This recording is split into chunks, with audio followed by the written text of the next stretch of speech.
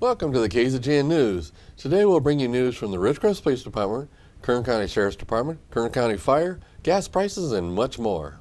From the Rademacher Hills to Bee Mountain and the mighty Sierras, Ridgecrest to Inyo Kern and China Lake, this is your news for the Indian Wells Valley with the KZGN News crew. Thanks for joining us for the news. I'm Tom Wicknick.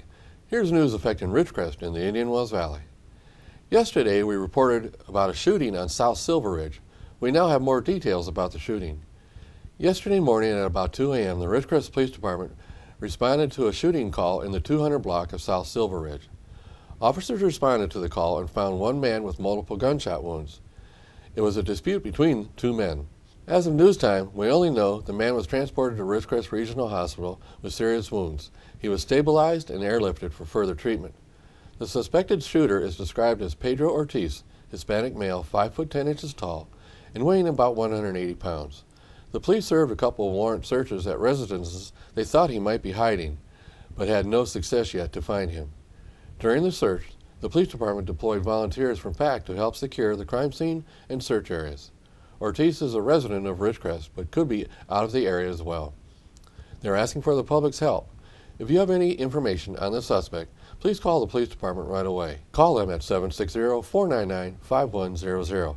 He is considered armed and dangerous. And now with another update from the Kern County Sheriff's Department concerning their manhunt in Kelso Valley. This is a manhunt for a man accused of kidnapping, murder, and the shooting of 2 Kern County Sheriff's deputies. Kern County Sheriff Donnie Youngblood says the suspect in the Kelso Valley area manhunt is a light-skinned black man named Benjamin Peter Ashley. He's 34, 5 foot 11 inches tall, about 180 pounds, brown-black hair, and green eyes. He is very weathered in his appearance. He is probably homeless and used to surviving out in the wilderness. Sheriff Youngblood says they are confident that this is their suspect. They say he has been previously arrested in Merced, Yosemite, and Bear Valley Springs. He has a long criminal history, but had not done any crimes at the level he is now accused of doing. Sheriff Youngblood said the search will go as long as it takes. He said we need to get this guy off the streets. Yesterday they closed Kelso Valley Road at the Y with Kelso Creek Road. No traffic is being allowed southbound. The sheriff believes that the suspect is still within their perimeter area. A special phone line has been set up for tips to be called in. If you know where he is or spot him, call the Kern County Sheriff's Office at 661-392-4360. And again, a warning from the sheriff. If anyone has a desire to head into that area, don't bother. It includes any hunters that may be thinking of going into the area. Stay out until further notice. Even residents are not being allowed back into the closed-off area. The area is closed off until further notice. Now an update about Kern County Fire Department support around California. The fire department now reports sending a Type 6 team of Kern County Fire Patrols en route to assist with the Anza fire in the San Jacinto Mountains in Riverside County. The following units are responding with 3-person staffing. Patrol 16 out of Bear Valley Springs, Patrol 33 out of McFarland, Patrol 52 out of Greenfield, Patrol 61 out of North Bakersfield, and Patrol 78 out of Paiute. The strike team is led by a strike team leader and assistant strike team leader for a total of 17 personnel. This brings the total to 82 Kern County firefighters assisting fires around California. Our firefighters are helping at the Barker Fire, Fort Complex, Mad River Complex, Cabin Fire, South Complex, River Complex, Gasquet Complex, Rough Fire, and Humboldt County Complex. While many of the current fires were started by lightning, not all were. Some may have been started by carelessness, some on purpose by arsonists. But whatever the cause, everyone is encouraged to be especially careful if you are venturing out into any wilderness area. Be extremely careful with campfires. Almost all areas of California now do not allow any open campfires. Many only allow gas stove fires. Don't start fires. Follow all fire restrictions for wherever you may be going. And if you spot a new fire, contact the fire department immediately. The earlier they catch a fire, the better the chance to stop it from spreading and doing real harm. This was reported by Captain Tyre Townsend, Kern County Fire Public Information Officer. In news from Governor Jerry Brown, he has signed 2 bills relating to police misconduct in California. As debates about the use of excessive force by officers continue across the country, a bill was signed to clear up some areas. The bills make clear that it's legal to record or photograph police in public areas and prohibits using secret grand juries to try officers in cases of lethal force. The Democratic governor announced Tuesday that he signed SB 411 by Democrat Ricardo Lara of Bell Gardens. The bill is clarifying that recording police is not sufficient cause to charge people with obstruction of justice. SB 277 by Democratic Senator Holly Mitchell of Los Angeles prohibits using grand juries to probe police shootings, which she says are too secretive. She cites the decision by a Ferguson, Missouri grand jury not to indict the officer who killed Michael Brown. Well, in the political correctness world of news, California Governor Jerry Brown signed a law Monday that bans the word alien from the state's labor laws. SB 432, introduced by State Senator Tony Mendoza, removes the term alien, previously defined as any person who is not born a fully naturalized citizen of the United States. It also removes the state's preference for hiring U.S. citizens on public works projects during periods of unemployment. The bill passed the state Senate unanimously. Mendoza said at the time that the state approved the bill that the term alien was offensive, adding, "It has no place in our laws and should not be the basis of employment hiring."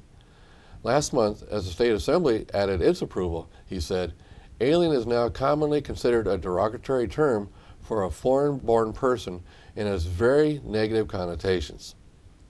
The only vote against the bill came in the State Assembly from Assemblyman Matthew Harper from Huntington Beach, who told the San Francisco Chronicle that the bill was just for a way for legislators to get their names in the paper. The negative connotations come from the fact that people are breaking the law. Changing the word won't change the fact that folks are here illegally. Mendoza was exultant Monday as his bill was signed into law. Again, this passed the state Senate unanimously and only one no vote in the Assembly. The federal government still uses the term alien to describe foreigners legally or illegally present. Other states also still use the term. The law takes effect January 1st. Again, the law takes effect. All labor law books will have to be edited to take out the word alien, and U.S. citizens lost hiring preference in times of high unemployment. Stay tuned for news about the China Lake Median Project when we come back.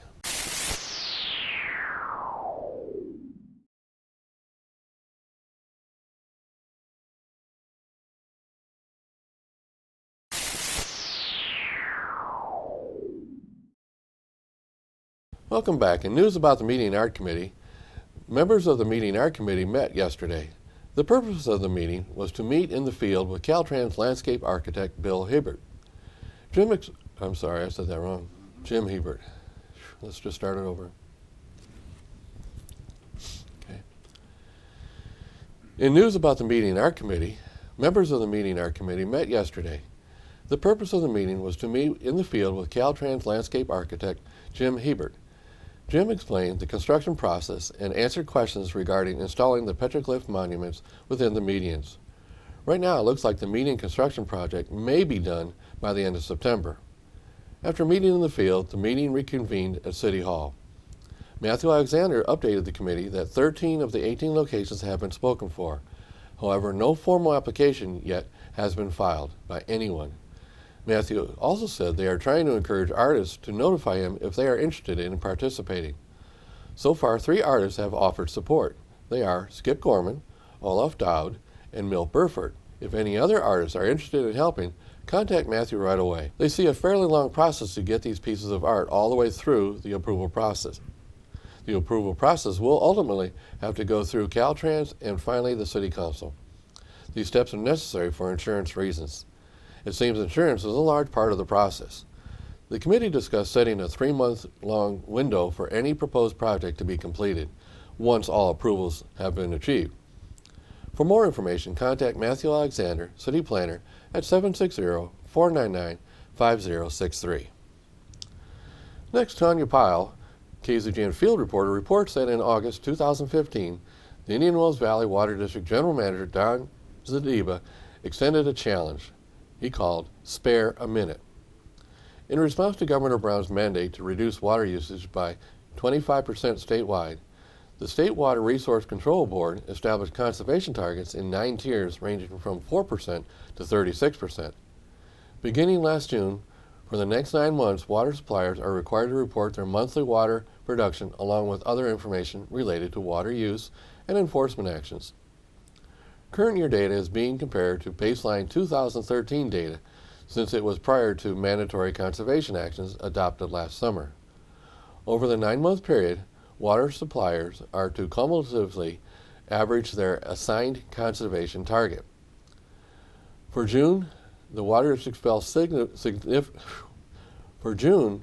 IWVWD fell significantly short, reporting a decrease of only 10.6% compared to June of 2013. With summer being the months of the highest production due to increased landscape irrigation and use of evaporative cooling, it is critical we achieve assigned conservation goals. Once summer is over and water use typically declines substantially, there is little opportunity to make up deficits from earlier shortfalls. The good news is July achieved production 29.4% lower than July of 2013. This remarkable turnaround shows our customers are responding to the drought condition challenge. We have the ability to reach our target. To do so, the Water District is launching an initiative called Spare a Minute. Since outdoor landscape irrigation is typically the largest single use for residential and some commercial customers, we're asking them to reduce landscape irrigation by 1 minute for each zone irrigated. By reducing 1 minute, you save as much as 2.5 gallons of water per zone or 15 gallons per day. If you have 6 time zones, it adds up. Also, please set timers to irrigate only on appropriate days. If your address ends in an even number, landscape irrigation is only allowed on Tuesdays, Thursdays, and Saturdays. Addresses ending in odd numbers may only water on Wednesdays, Fridays, and Sundays. No landscape watering is allowed on Mondays. July evidence we are close. Please help us hit or exceed our goal by sparing a minute. Reduce landscape watering by 1 minute. We can do this, he said. In Girl Scout news, a Girl Scout is more than cookies.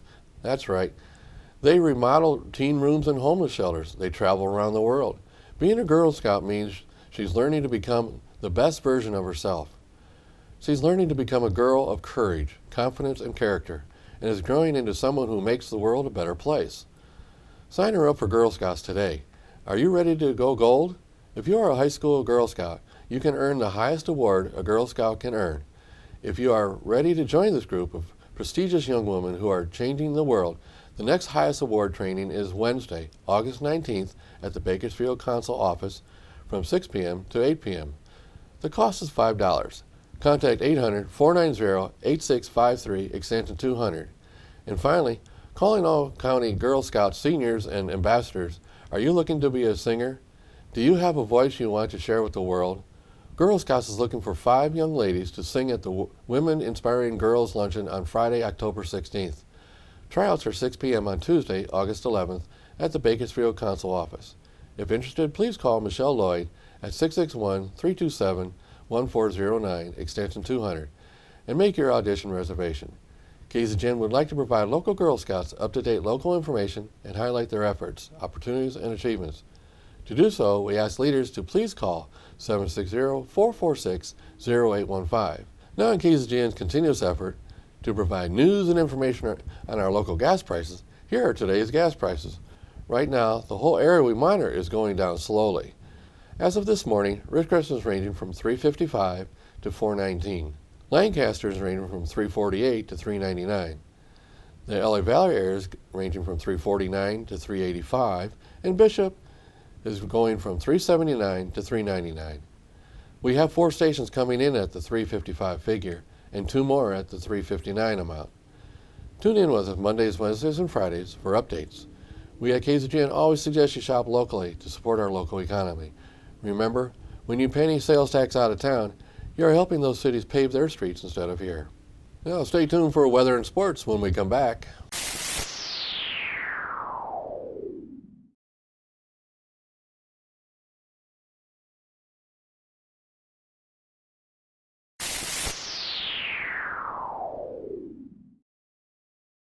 Thanks for staying with us. Let's go to Keith for the weather.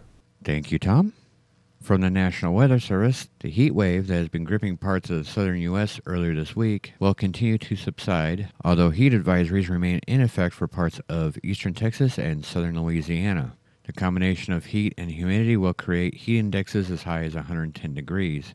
Meanwhile, an excessive heat watch is in effect for parts of Southern California and Arizona. Temperatures across the nation: Carolinas came in at 79, Georgia 85, Arkansas 86, Colorado 76, Arizona 92, and Los Angeles at 70. And for our forecast here in the IWV, tonight will be mostly clear with a low around 70, southwest wind 5 to 10 miles per hour. Thursday will be sunny and hot with a high near 103, calm wind south 5 miles per hour. Thursday night, mostly clear with a low around 73, south-southwest wind 5 to 10 miles per hour with gusts as high as 15.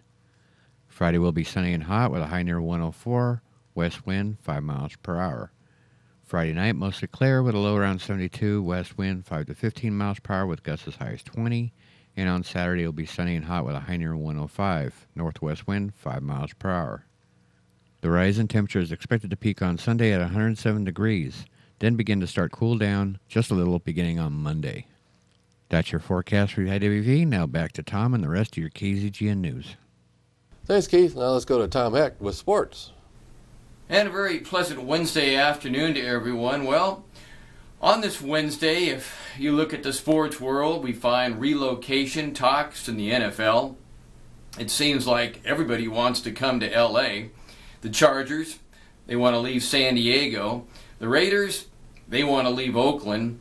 And St. Louis, the Rams want to leave the Midwest. They all want to come back to a place where at one time was their home to begin with. Stadium talks underway. The team that has the deepest pockets, the St. Louis Rams, their owner can afford to buy a new stadium almost by himself.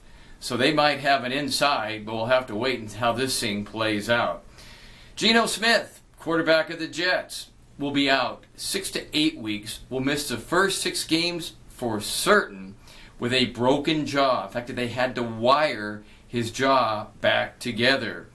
Didn't happen in practice, didn't happen in a game, happened in the locker room after practice. Was sucker punched by a teammate over a $600 plane ticket, if you can imagine.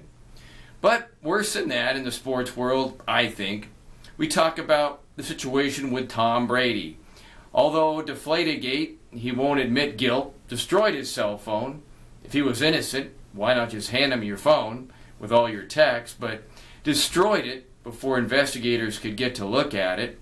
So Tom Brady now was given a 6-game suspension. Well, he is suing the NFL, and they're trying to keep this out of the Supreme Court, because what it's turned out to be now is Roger Goodell and the owners against Tom Brady and the players' union. NFL owners are trying to support their commissioner, trying to give him some more authority, which is needed. But we'll see what happens with this one. I hate to see it go to the Supreme Court. I hate to see the NFL get tarnished any more than it already has. But whatever happened to the day we used to just go play? Guys that played back in the 60s, 70s, and 80s, they just must be shaking their head.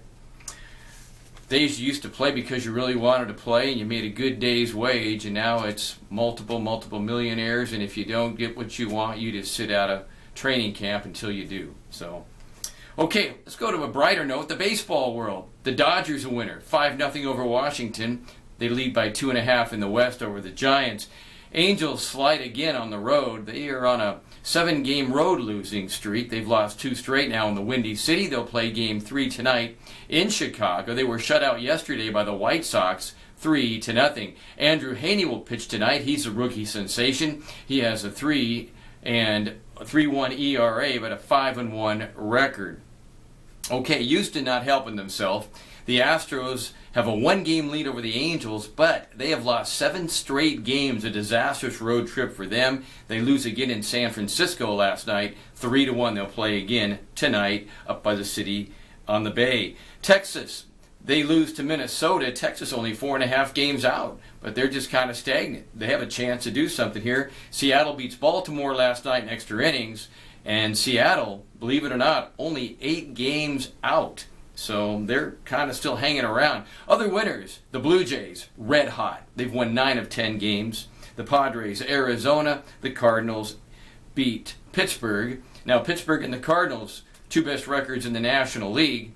The Pirates right now are 18 games over 500, but they still trail the Cardinals, who are 32 games over 500 by 6 games. All right, quick look at the standings. The Yankee lead evaporating in the American League East, down to a half a game against the Blue Jays. I would not want to be playing right now against the Blue Jays. I think at this point, the hottest team in baseball, after they get Price on the mound and they get Troy Tulowitzki now playing shortstop for him, playing like the all-star that he used to be in Colorado. All right, Kansas City running away with a Central 12-game lead over Minnesota. And as I mentioned, the Angels, a 1 game back of Houston. Talk about the National League East, the New York Mets, 2.5 lead over Washington. And the loser of that division is probably not going to get a wild card bid. Over in the Central, we just talked about the Cardinals running away with things. And out west, the Dodgers with a 2.5 game lead over the Giants. Dodgers in action again tonight at home against Washington with Clayton Kershaw on the mound. The best pitcher probably right now in Major League Baseball. With that said, that's your sports for a Wednesday. Reminder, school's back in session, so watch for the kids. Have a good Wednesday. I'm Tom Heck for KZGN. So that's the news for today. All of us at KZGN-TV know you have a choice in what you watch for your news. We all thank you for choosing us, KZGN-TV, Ridgecrest's only locally owned community TV station.